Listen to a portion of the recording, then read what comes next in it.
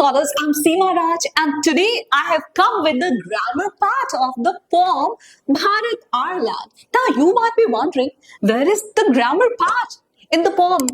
Let us learn. जो भी let us learn है वो सारा का सारा आपका ग्रामर ही तो है, लेकिन आप टेंशन मत लो.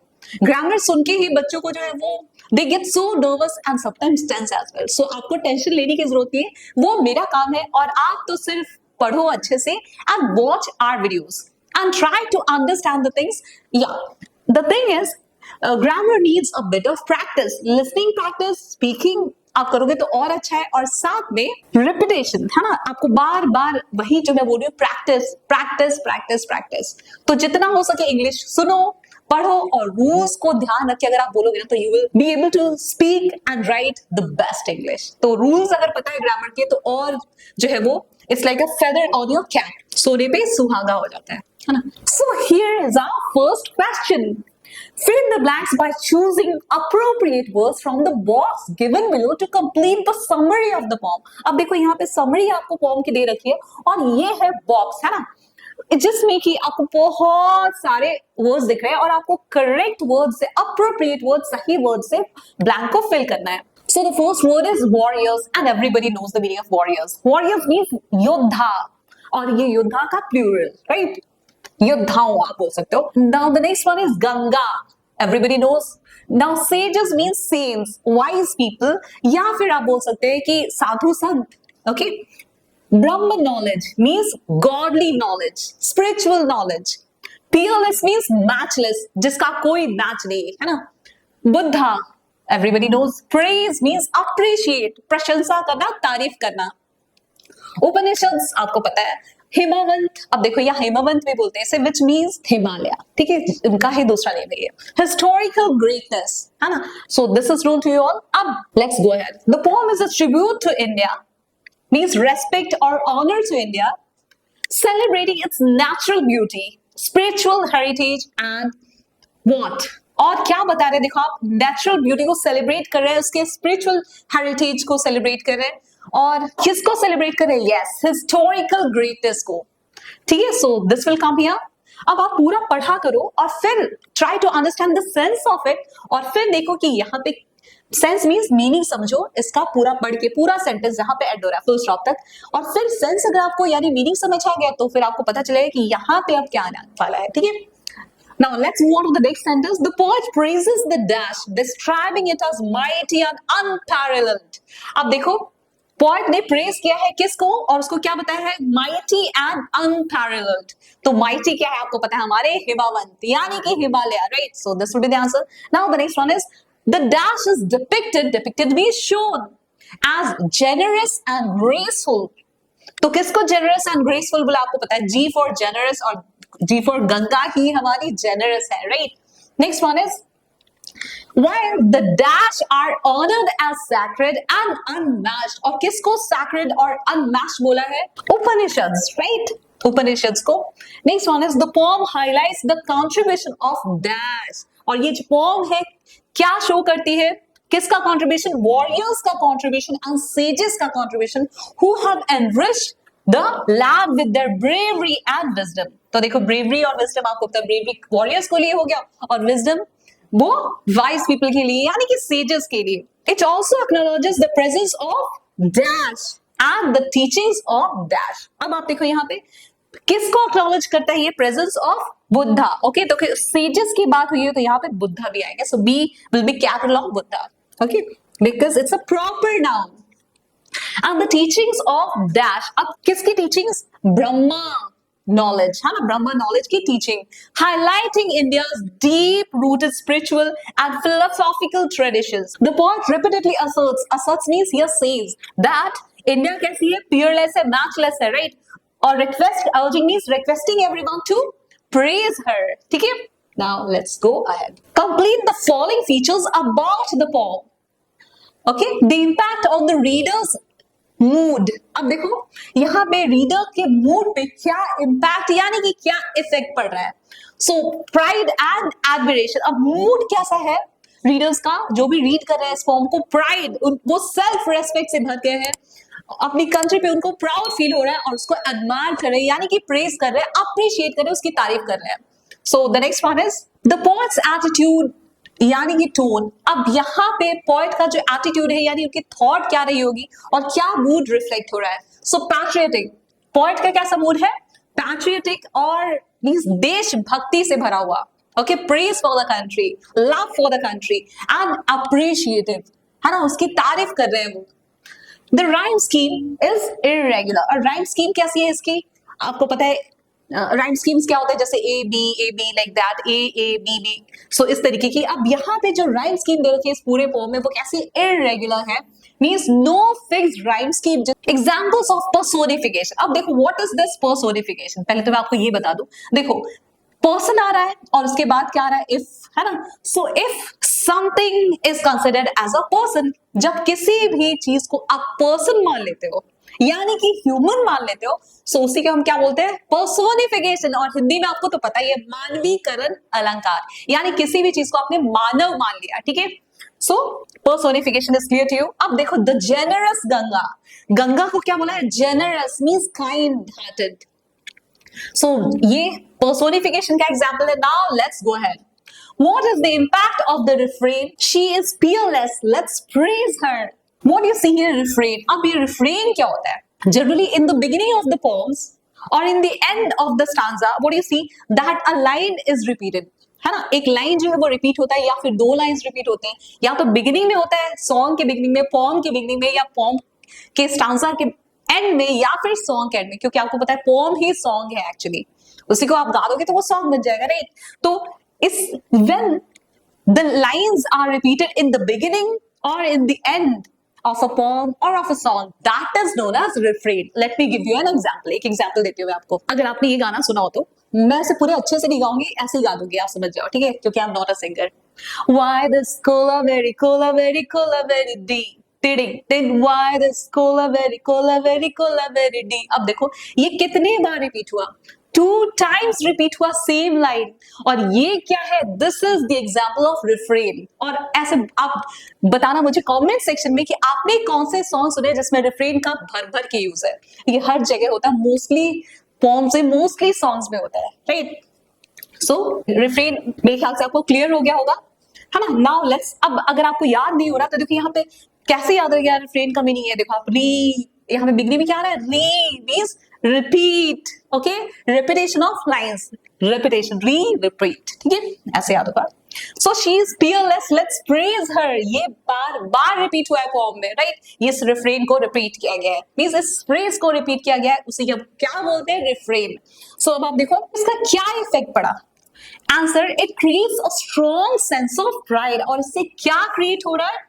एक strong sense of pride and emphasizes that India is unique। और ये क्या emphasize करिए, किस बात पे स्ट्रेस डालिए कि इंडिया जो है वो कैसी है? यूनिक है and worthy of praise, और ये praise को डिजर्व करती है, right. So this is the answer. Now let's move ahead.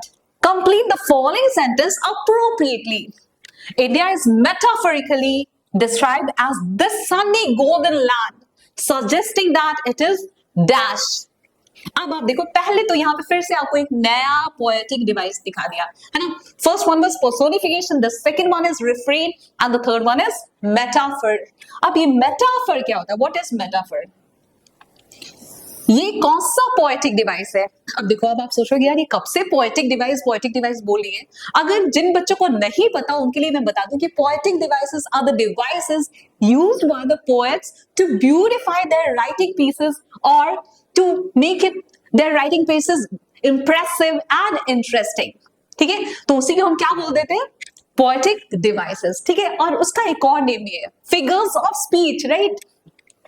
so ये अब देखो, first one was personification, refrain, and now it's the turn of metaphor। अब आप सोचोगे metaphor क्या भाई? जब आप बोलते हो you are a rose, means you are comparing two dissimilar things, okay। directly, जब आप direct comparison करते हो किसी को, means when you call something as something else, जब किसी चीज को आप कुछ और करके बुलाते हो ना, तो उसी को हम बोलते हैं मेटाफर। जैसे आपकी मम्मा तो आपको पक्का बोलती है उल्लू कहीं का, है ना, गधा कहीं का, पढ़ता लिखता नहीं है कुछ भी। तो ये मम्मा क्या करती है? मम्मा डायरेक्टली आपको ये बोल देती है कि भाई तू गधा है, तू उल्लू है ना। या अगर कोई बहुत ज्यादा हाइपर एक्टिव सा बच्चा होता है क्लास में, तो योर टीचर सेज ना, this boy is a monkey, he will keep jumping here and there, right. अब ये सब क्या है, टीचर्स भी या फिर कोई भी टीचर हो सकता है, आप भी हो सकता है, आप भी किसी को भी बोलते हो ऐसे, मुझे पता है सब बच्चे ऐसे ही करते हैं, मैं भी बच्ची थी तो ऐसे ही करती थी, इसलिए पता है। सो अब आप डायरेक्टली किसी चीज को कुछ और बता देते हो तो that is only known as a metaphor, ठीक है। So I think this is clear to you, है ना। किसी भी चीज को when something is called something else then that is known as metaphor, ठीक है। अब देखो आपको बोल दे कि आप तो रोज हो, अब आप तो आप हो ना, आप एक ह्यूमन हो, और आपको कंपेयर कर दिया मैंने किससे, रोज से, और वो भी डायरेक्टली कंपेयर किया, लाइक एज वाले वर्ड्स जो वो यूज नहीं किया, अगर ये यूज कर देती तो सिमिली बन जाता, right. So now let's go ahead. So India के लिए जो मेटाफर यूज हुआ है ना, दिस सनी गोल्डन लैंड, ये क्या बता रहा है हमें, सो ये बता रहा है कि इंडिया जो है वो कितना ज्यादा रिच है, प्रॉस्परस है एंड full of beauty है, right? So these were the answers. Now you may take a screenshot of all these. Now let's go ahead.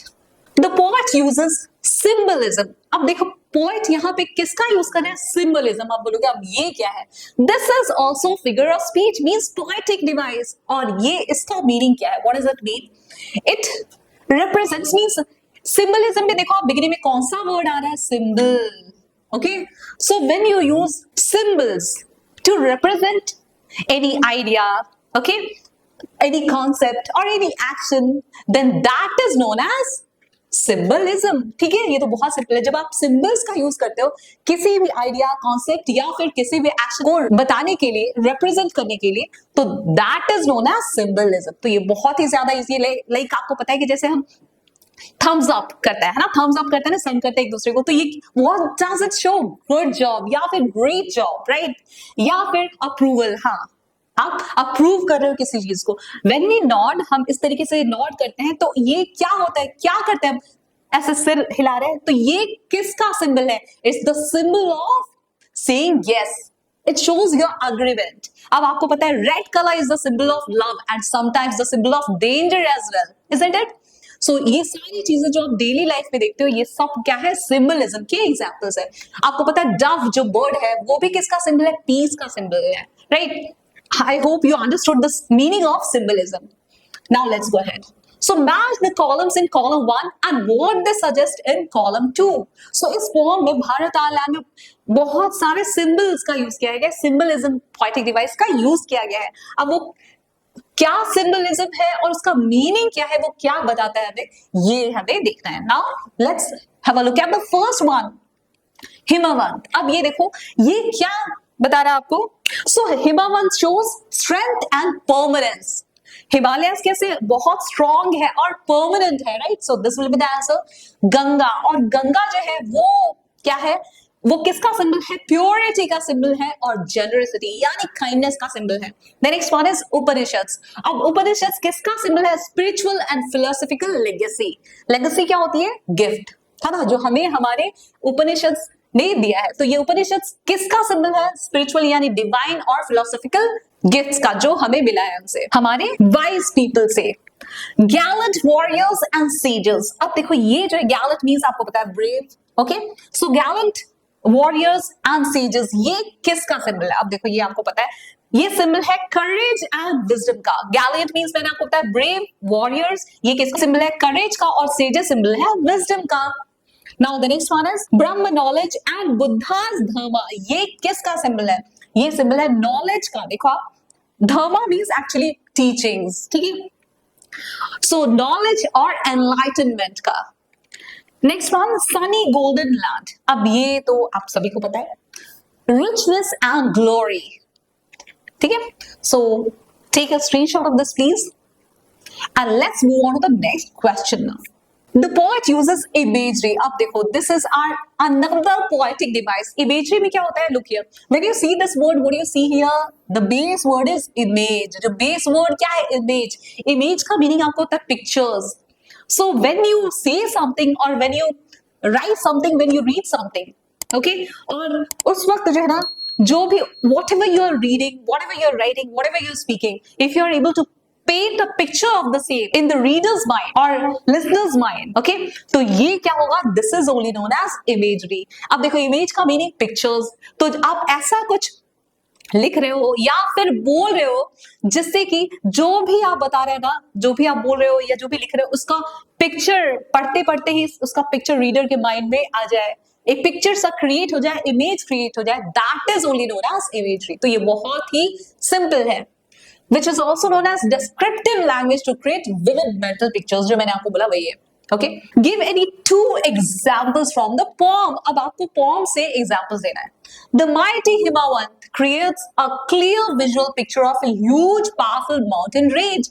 और जो mighty हिमावंत है, ये जैसे ही ये हम पढ़ रहे हैं तो इससे क्या हो रहा है कि एक ऐसा क्लियर सा पिक्चर रेडी हो जा रहा है कि इसका एक ह्यूज पावरफुल माउंटेन रेंज का, ठीक है। द जेनरस गंगा, सो ये जो है gives a mental picture of a kind flowing river, है ना, that brings life and beauty to the land.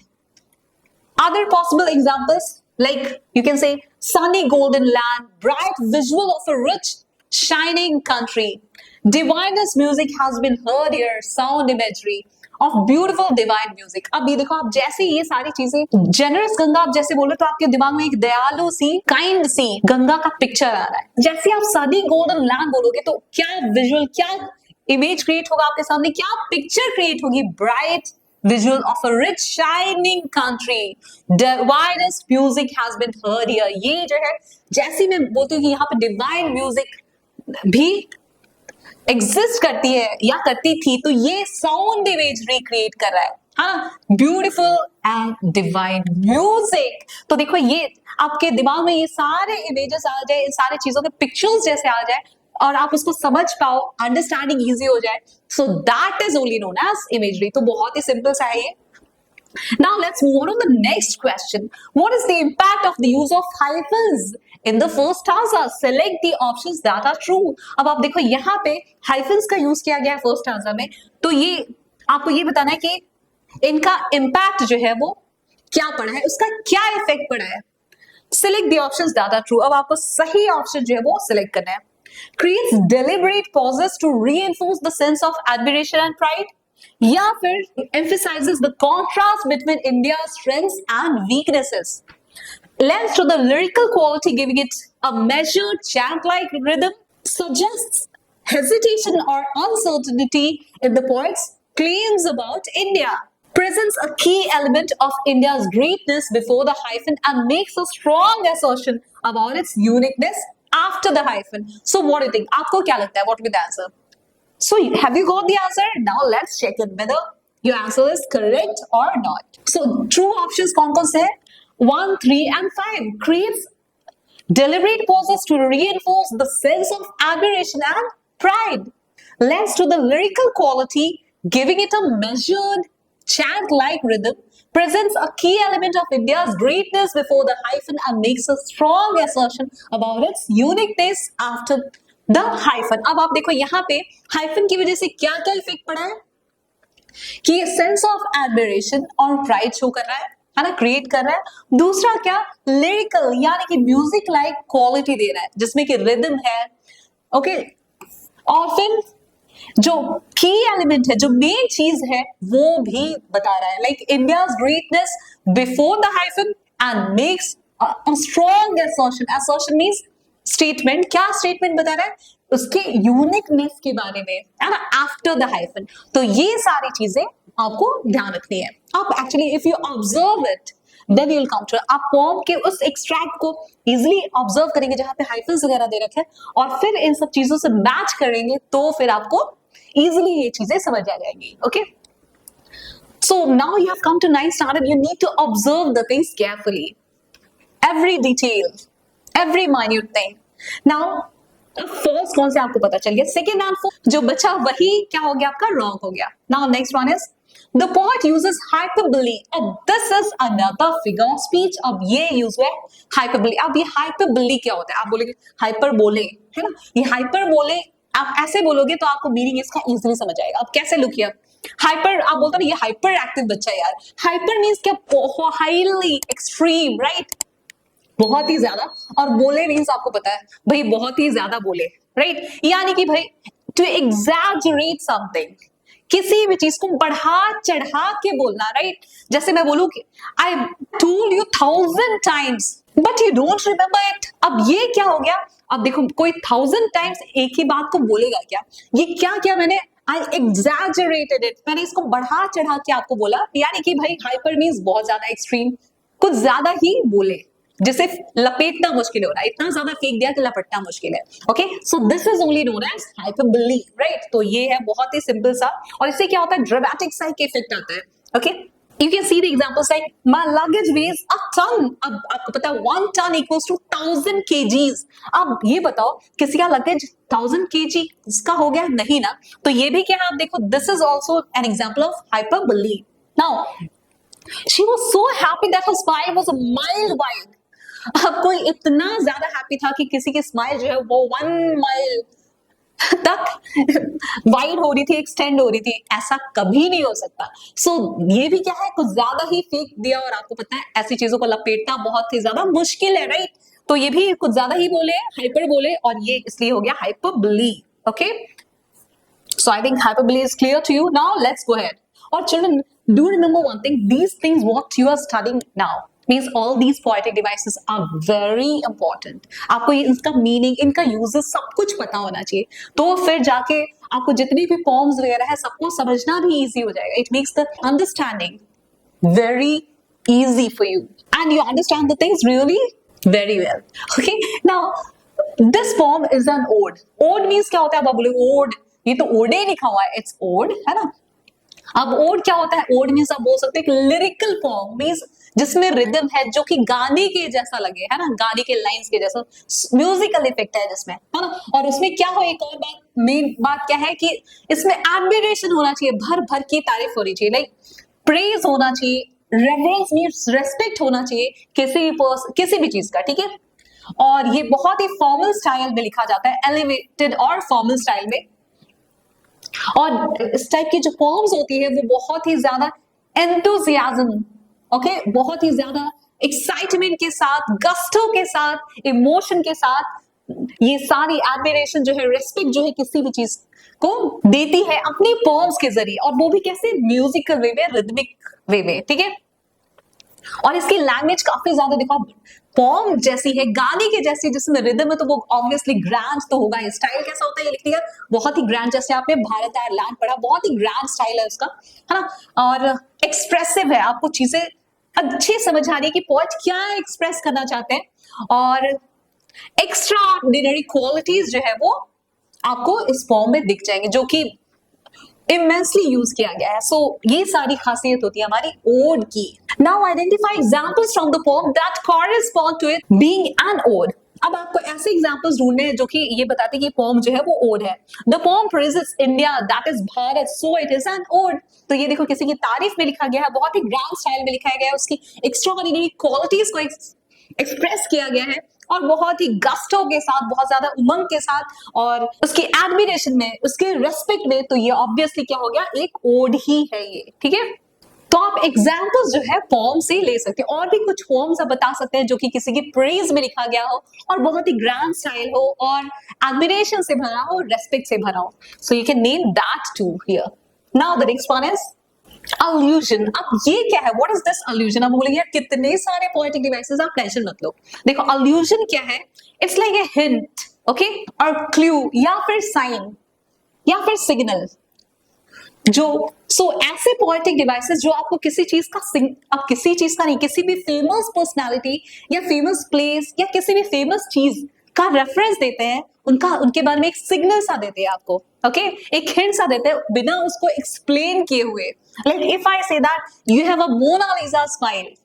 अब देखो मैंने आपको एक्सप्लेन किया कि मोनालिसा कौन है, और आपको पता है कि मोनालिसा कौन है, and why is it known that much. Mona Lisa जो है वो, अब अब मैं आपको वैसे बता देती हूँ कि मोनालिसा आपको पता है एक पेंटिंग है, और उस पेंटिंग में जो मोनालिसा, जिसको जो मतलब वो जो लड़की है, उसकी स्माइल जो है it's known for its secret see, और एक हिडन, कुछ ऐसा लग रहा है कुछ सीक्रेट है, कुछ हिडन है उसमें, राइट? कोई बड़ी सी राज है या बड़ा सा राज है, ठीक है? So you have a Mona Lisa smile. तो ये किसका एग्जाम्पल हो गया? ये एग्जाम्पल हो गया अल्यूजन का, right?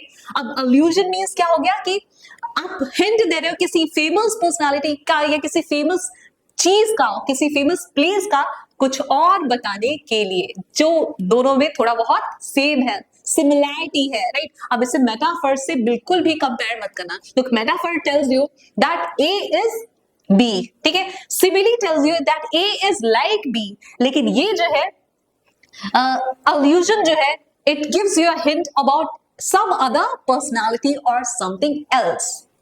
So I think this is clear to you.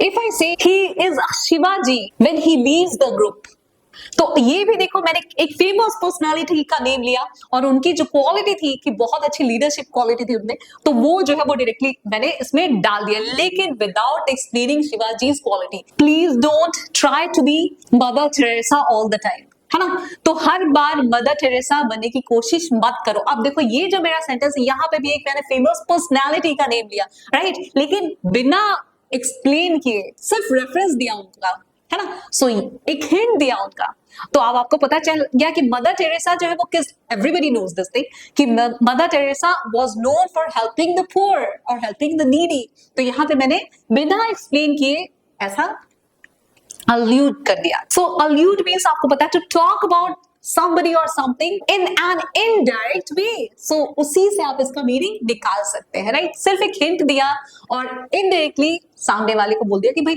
आपके अंदर ये वाली क्वालिटी है, बिना डिस्क्राइब किए हुए, right. So this is called allusion. Now ये पूरा वही चीज बता रखा है आपको, let's go ahead. So examples are like he is a real Einstein in the mathematics class, okay. अब देखो मैथमेटिक्स से क्लास में वो रियल आइंस्टाइन जैसा है। अब आपको एक सिर्फ अब आइंस्टाइन के बारे में पूरी इंफॉर्मेशन नहीं दी, सिर्फ एक रेफरेंस दिया, उनका हिंट दिया, okay. This alludes to Albert Einstein meaning the student is very intelligent. तो इससे आपको पता चल गया कि ये बच्चा जो है बहुत इंटेलिजेंट, लाइक किसके जैसा, आइंस्टाइन के जैसा, स्पेशली इन मैथमेटिक्स और साइंस, ठीक है। Now let's go ahead.